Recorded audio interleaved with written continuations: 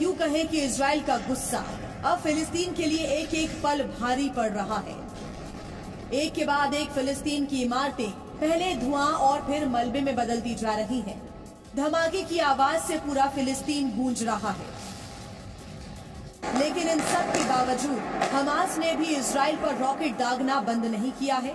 यरूशलेम से लेकर तेल अवीव तक हवाई हमलों के प्रति अलर्ट करने वाले सायरन बज रहे हैं। आज सुबह एक बार फिर से सायरन ने हमास के ठिकानों पर एयर स्ट्राइक की।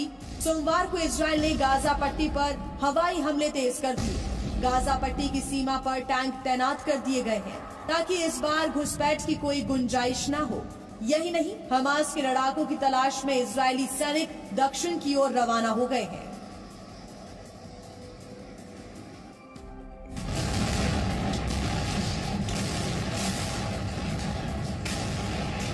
हमास के हमले के जवाब में इजराइल के करीब 60 लड़ाकू विमान हमास के ठिकानों पर बम बरसा रहे हैं।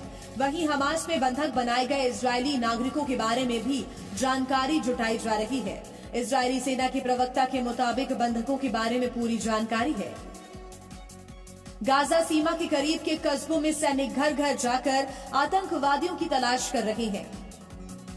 वहीं सीमा पर लगी बाढ़ को पार करने की कोशिश करने वाले आतंकियों को वायुसेना द्वारा निशाना बनाया जा रहा है।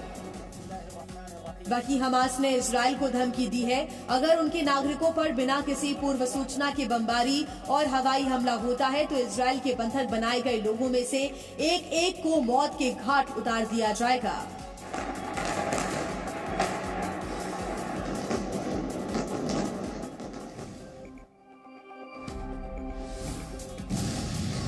फिलिस्तीनी संगठन हमास के शनिवार को ताबड़तोड़ रॉकेट अटैक के बाद इजराइल भी अब अटैक के मूड में आ गया है और गाजा पट्टी पर इजराइल लगातार हमले कर रहा है। गाजा पट्टी में खाना, पानी, बिजली और फ्यूल की सप्लाई बंद कर दी गई है। इजराइल ने अपनी सेना को पूरी गाजा पट्टी पर कब्जे के आदेश दे दिए हैं। 1 लाख इजरायली सैनिकों को गाजा बॉर्डर पर तैनात किया गया है, जबकि 3 लाख सैनिकों को स्टैंड बाय पर रहने को कहा गया है। इजराइल की सेना जमीन, आसमान और हवा तीनों से आतंकियों को अपना निशाना बना रही है। इसके साथ ही यूरोपीय संघ ने इजराइल पर हुए हमले के मद्देनजर आज अपने विदेश मंत्रियों के साथ एक आपात बैठक की। इजराइल के पलटवार के बाद से हमास अब बैकफुट पर है। हमास के आर्म्ड विंग के प्रवक्ता अबू उबैदा ने इजराइल के हमले को लेकर कहा कि हमास युद्ध विराम के लिए तैयार है, लेकिन लक्ष्य पाने के बाद। लेकिन इसके बाद भी दोनों तरफ से फायरिंग जारी है। हालांकि दोनों के बीच चल रहे इस युद्ध में इजराइल अब हमास पर भारी पड़ रहा है। इजराइल पर हमास के हमले के बाद नेतन्याहू सरकार ने करारा पलटवार किया है। इस बीच ब्रिटेन के प्रधानमंत्री ऋषि सुनक, अमेरिका के राष्ट्रपति जो बाइडेन, फ्रांस के राष्ट्रपति, कनाडा के प्रधानमंत्री और जर्मनी के चांसलर ने हमास को लेकर बयान दिया है। अमेरिका के राष्ट्रपति जो बाइडेन ने हमास के हमले को ISIS के हमले जैसा बताया है। ब्रिटेन के PM ऋषि सुनक ने कहा कि हमास के लोग न तो चरमपंथी हैं और न ही फ्रीडम फाइटर्स हैं, वो सिर्फ आतंकवादी हैं। मैं बिना किसी किंतु परंतु के इजराइल के साथ खड़ा हूँ। वहीं अमेरिका ने ईरान को युद्ध में शामिल न होने की चेतावनी दी है।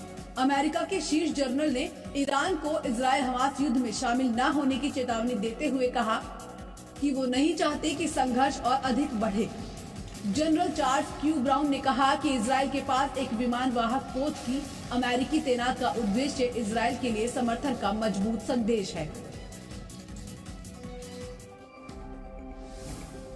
हमास के हमले के बाद इजराइल की ओर से अब तक का सबसे भयानक पलटवार किया जा रहा है।